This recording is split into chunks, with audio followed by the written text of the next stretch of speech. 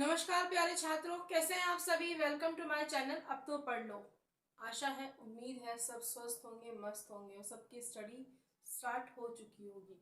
आज का ये वीडियो 12th क्लास के कॉमर्स के स्टूडेंट्स के लिए है, जिसमें हम अकाउंट्स का सिलेबस बताएंगे कि अकाउंट्स में क्या क्या है, उन्हें क्या क्या पढ़ना है पूरे साल में, उनके एग्जाम बोर्ड में, मतलब कि एग्जाम में क्या क्या आने वाला है, वो सारी आज हम डिस्कशन करेंगे। अकाउंट्स का सिलेबस 12th क्लास कॉमर्स का। तो चलो हम देखते हैं हमारे अकाउंट्स का सिलेबस को।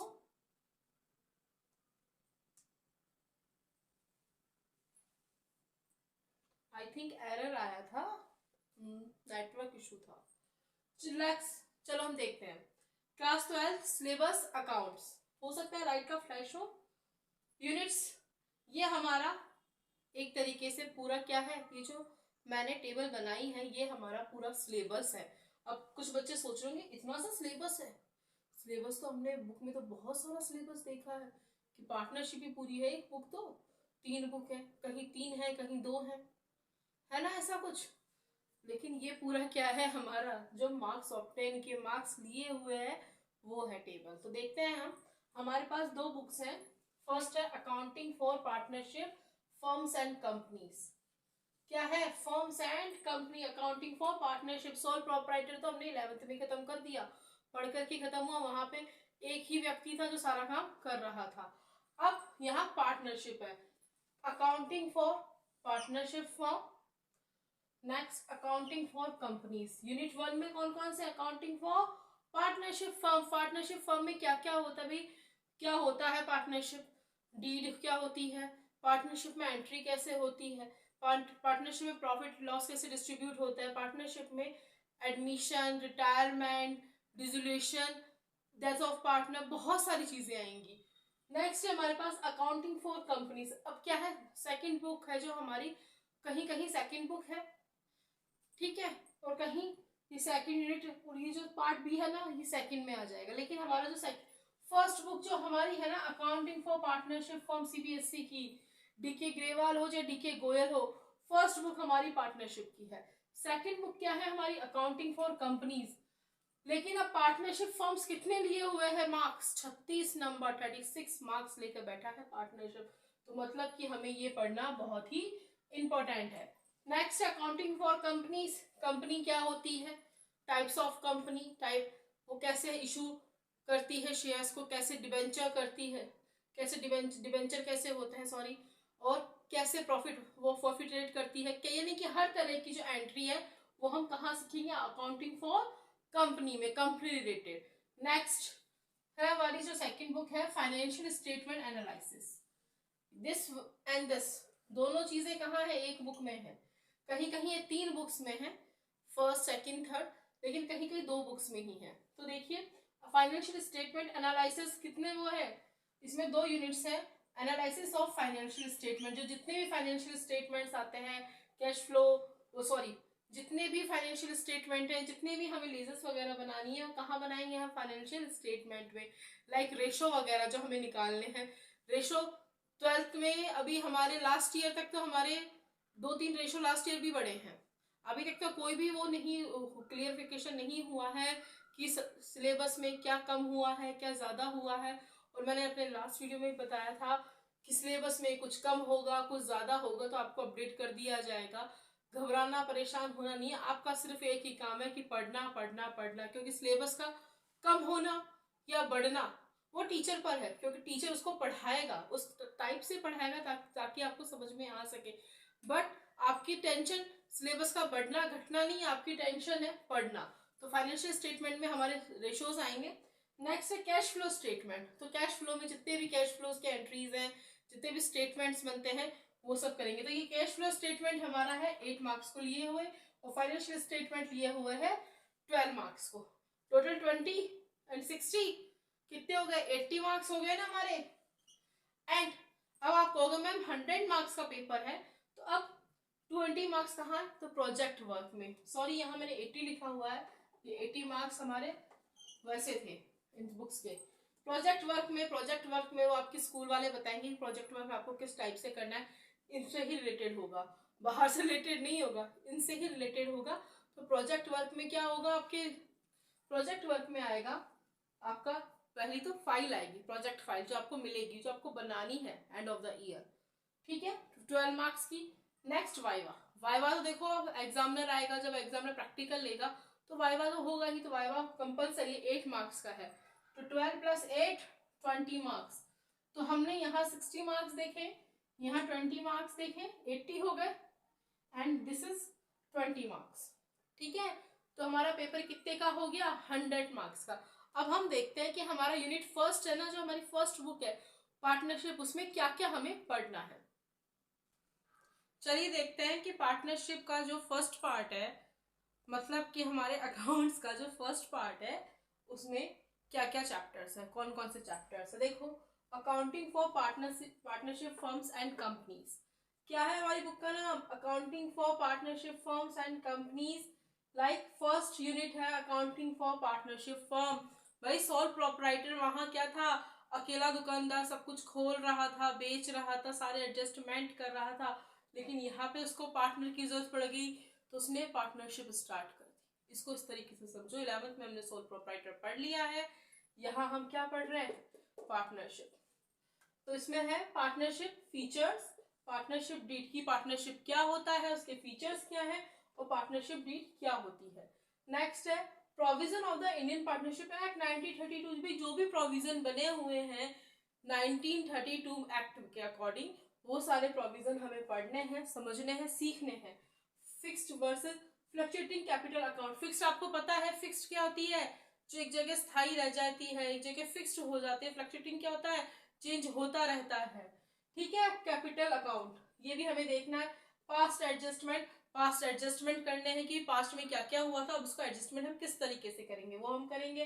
गुडविल, गुडविल क्या होती है, what is meaning of goodwill, goodwill को किस तरीके से लिया जाता है, किस तरीके से दिया जाता है, और गुडविल क्या काम करती है, कितना रेशो लेती है, किसके अकॉर्डिंग होती है, वो सब हम कहाँ देखेंगे, यहाँ देखेंगे। Change the profit sharing ratio among the existing partner, यानी कि इसमें क्या है, पार्टनर्स में जो एग्जिस्टिंग पार्टनर्स है उसमें जो चेंज हो रहा है प्रॉफिट शेयरिंग रेशो का, वो भी हम देखेंगे। हमें कैलकुलेशन करनी होगी, हमें उनको सॉल्व करना होगा, और उनको किस तरीके से करेंगे वो हम यहाँ देखेंगे। क्योंकि हमें ज्यादा डीपली नहीं ले जाना कि पाओ ये तो बहुत सारे चैप्टर्स है, नहीं, बहुत कम हमारा सिलेबस, लेकिन बहुत अच्छा सिलेबस है। तो 11th में जो सिलेबस था ना, उससे तो 12th में बहुत कम सिलेबस है।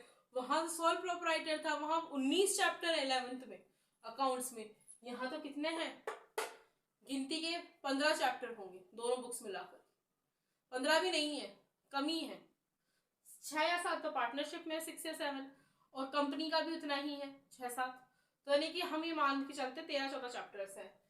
नेक्स्ट है एडमिशन ऑफ पार्टनर, कि भाई एक पार्टनर जब एडमिशन लेता है, कहीं स्कूल में एडमिशन नहीं लेगा, फर्म में एडमिशन ले रहा है, तब क्या रूल्स रेगुलेशन होते हैं, एक्ट हमारा क्या कहता है, डीड हमारी क्या कहती है, वो सब हम पढ़ेंगे। और वो किस हिसाब से वो पार्टनर बनेगा, कितना प्रॉफिट, कितनी अपनी कैपिटल लेके आ रहा है, कितना प्रॉफिट उसको मिलेगा, कितना लॉस उसको देना पड़ेगा। That is retirement and death of partner. Retirement कि भाई फर्म चल रही है, चलते चलते बीच में क्या हो गया, किसी को रिटायरमेंट हो गया, 60 ईयर्स हो गए, या फिर वो अपना काम नहीं करना चाहता, वो कह रहा है कि मैं फ्री होना चाहता हूँ, तो रिटायरमेंट।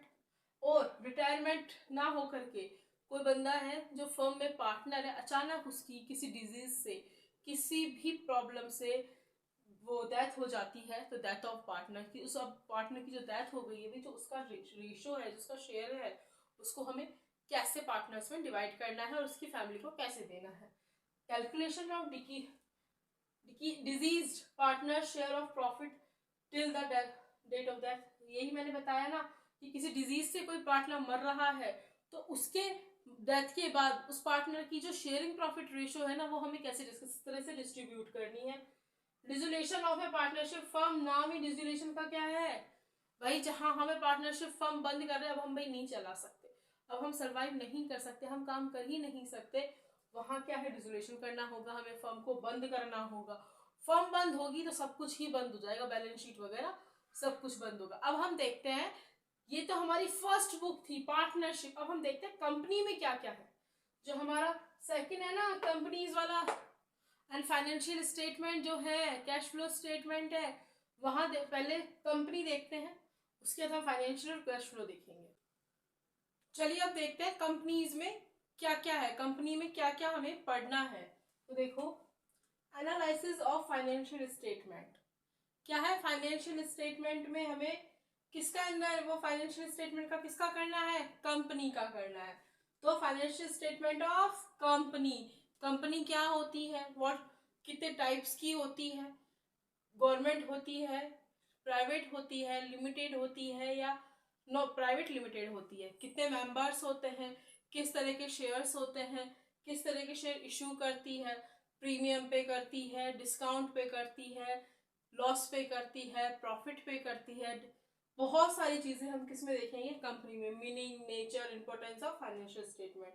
नेक्स्ट है financial statement of analysing. Analysing यानी कि फाइनेंशियल स्टेटमेंट का क्या करना है, एनालाइजिंग करना है, जिसमें हम मीनिंग देखेंगे इसका, भाई क्यों इंपॉर्टेंट है, क्या पहले फर्स्ट तो ये एनालाइजिंग है क्या, फाइनेंशियल स्टेटमेंट का इंपॉर्टेंस देखेंगे, सिग्निफिकेंट ऑब्जेक्ट्स देखेंगे, इसके क्या क्या ऑब्जेक्ट है।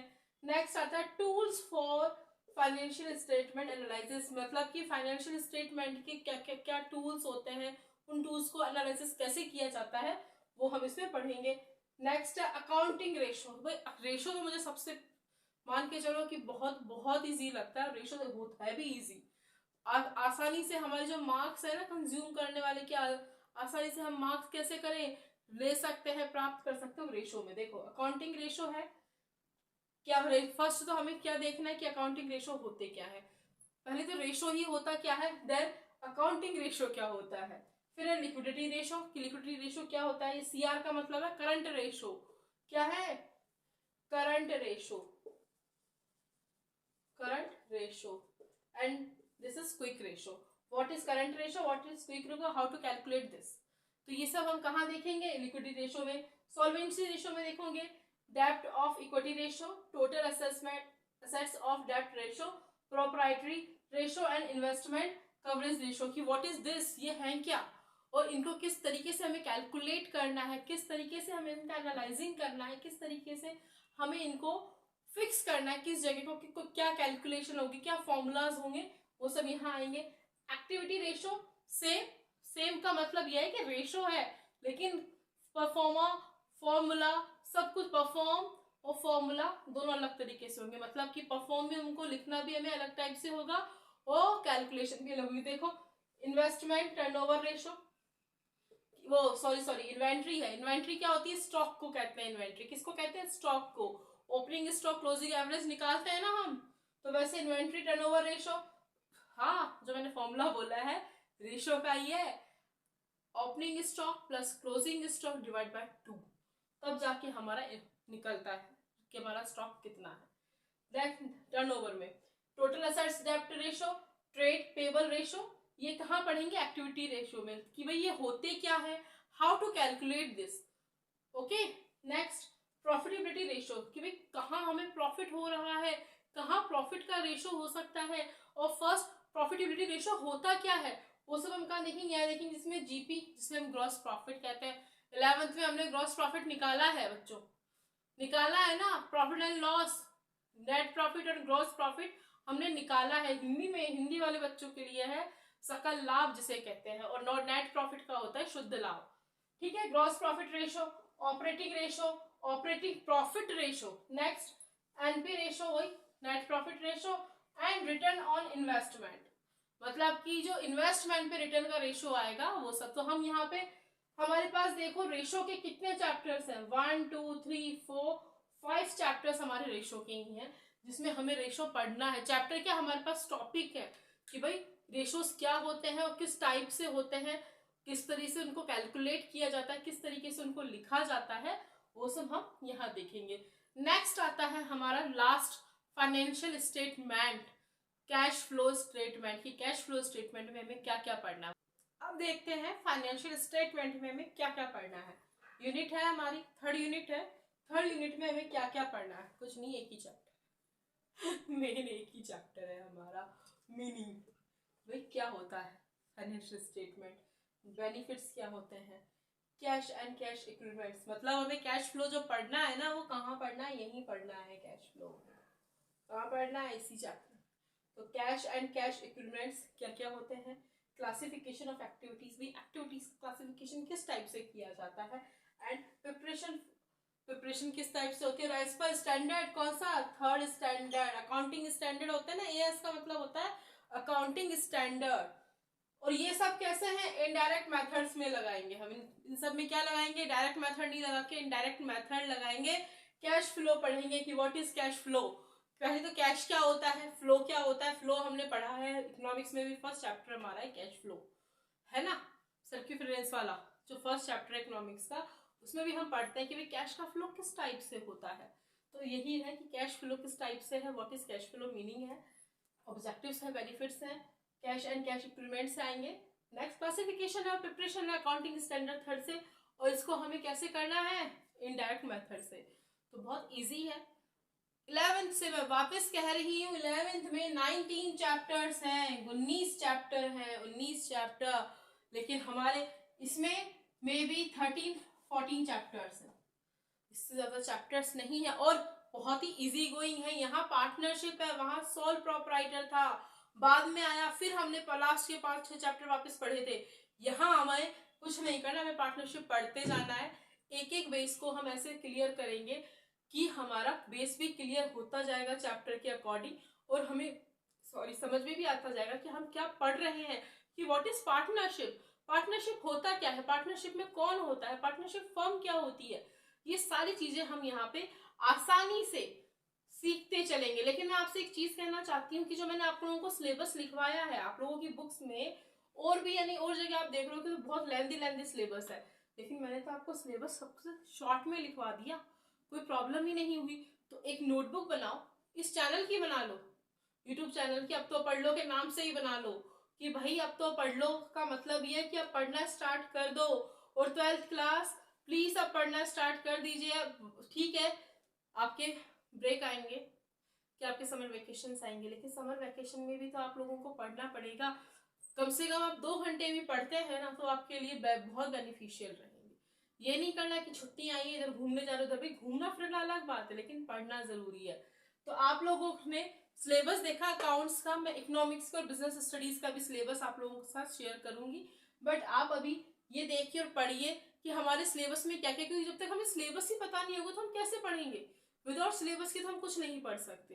तो सिलेबस देखिए, लिखिए कि क्या क्या हमारे सिलेबस में है, और जब मैं जैसे पढ़ाती जाऊँ तो बस उसे चेक करते जाइए कि मैम ने ये भी पढ़ा दिया, ये पढ़ा दिया, मैम ने ये नहीं पढ़ाया। जहां आपको लगे कि कमी है, जहां मैंने कुछ स्किप कर दिया, वहां आप मुझे कमेंट में लिखिए। मैंने फिर कह रही हूँ कि बहुत जल्द हम लाइव भी मिलेंगे।